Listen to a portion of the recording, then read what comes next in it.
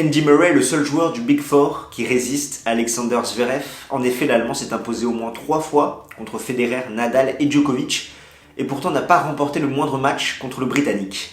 Alors, les choses peuvent-elles changer Indian Wells? C'est ce que nous allons voir. Analyse et pronostic. Jingle! Avant d'aller plus loin dans l'analyse, un mot sur le partenaire de cette vidéo, Sport à l'affiche. Comme tu l'auras vu sur mes récentes chroniques, un nouveau cadre a vu le jour dans mon studio. Ici, il s'agit de Rafael Nadal avec un 13, parce que oui, c'est Marseille bébé. Non, plus sérieusement, c'est bien évidemment le 13 de ses 13 victoires à Roland-Garros. D'ailleurs, ce lundi 11 octobre, cela faisait un an, jour pour jour, qu'il s'était imposé en finale de Roland-Garros 2020 contre Novak Djokovic. Et le but de Sport à l'affiche, c'est de pouvoir afficher fièrement sa passion. Ça a été lancé par deux frères. Donc là, on parle du tennis, avec par exemple ce cadre de Rafael Nadal. Il y en a également un de Roger Federer, le GOAT, que je n'ai pas encore affiché dans le studio. Ça ne saurait tarder. Pour n'importe quel sport, tu peux trouver ton bonheur. Donc vraiment, je t'invite à visiter leur site internet. Je vais te mettre le lien dans la description. Pour le moment, il n'y a pas d'affiche de Novak Djokovic, mais Thomas, l'un des fondateurs, m'a dit que s'il y avait 100 commentaires qui disaient qu'ils voulaient une affiche de Novak Djokovic, ils en feraient une. Et comme on est généreux, dans Game Stand Talk, je vais te faire gagner une affiche donc sur les légendes de Roland Garros. Pour ça, rien de plus simple. Il faut que tu ailles sur notre compte Twitter et que tu t'abonnes à la fois à notre compte Twitter et à celui de Sport à l'affiche. Ensuite, tu auras un tirage au sort à la fin d'Indian Wells pour que tu gagnes cette affiche. Je vais te la montrer en live. Il s'agit de toutes les légendes de Roland Garros, donc magnifique à afficher chez toi.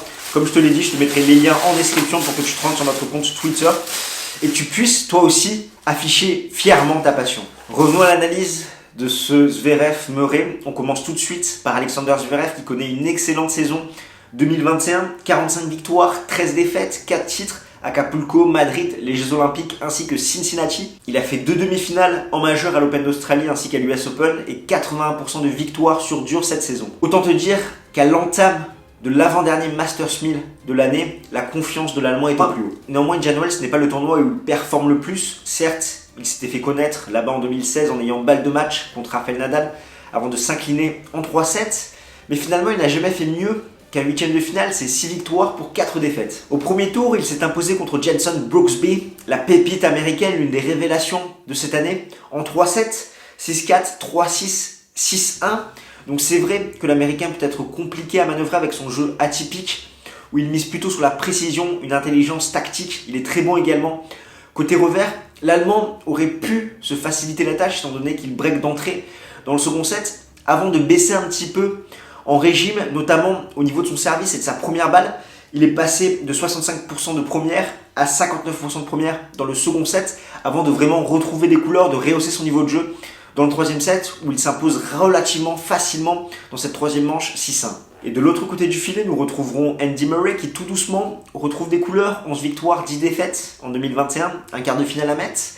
Et malgré sa finale en 2009, les conditions de jeu à Indian Wells ne lui réussissent pas très bien. Après un premier tour facile contre Adrian Manarino, le Britannique a bataillé plus de 3 heures contre Carlos Alcaraz, 5-7, 6-3, 6-2, où il aura pourtant mené 4-1 dans le premier set. Et je pense que depuis son opération, il s'agit sans doute de l'une de ses meilleures performances, notamment d'un point de vue tactique, où dans le deuxième et troisième set, il a su museler son adversaire.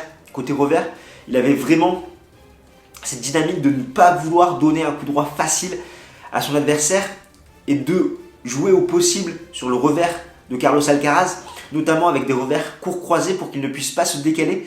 Ça a été une stratégie payante, même s'il a eu du mal à avoir des points gratuits avec son service, au vu de la lenteur de la surface, d'où ce service à la cuillère qui a fait un ace. Et c'est peut-être l'une des principales lacunes et l'une des principales limites du Britannique cette année, c'est son service, notamment au niveau de sa première balle, où il n'arrive pas à faire la différence avec son service plus sain. Son coup droit manque un petit peu de puissance, parce que même s'il fait une bonne première, derrière, il n'arrive pas forcément à faire le point.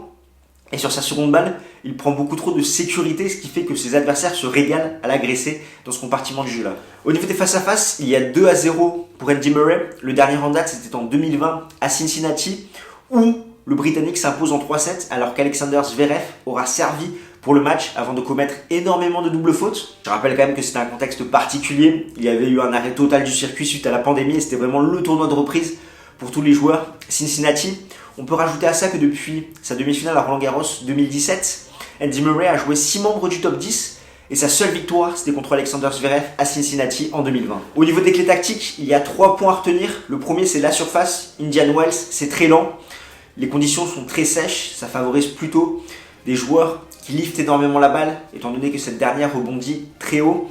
La récupération, c'est le deuxième point de Andy Murray. Après un tel marathon, qu'en sera-t-il? Est-ce qu'il aura retrouvé toute son énergie? Est-ce qu'il sera prêt à batailler contre Alexander Zverev?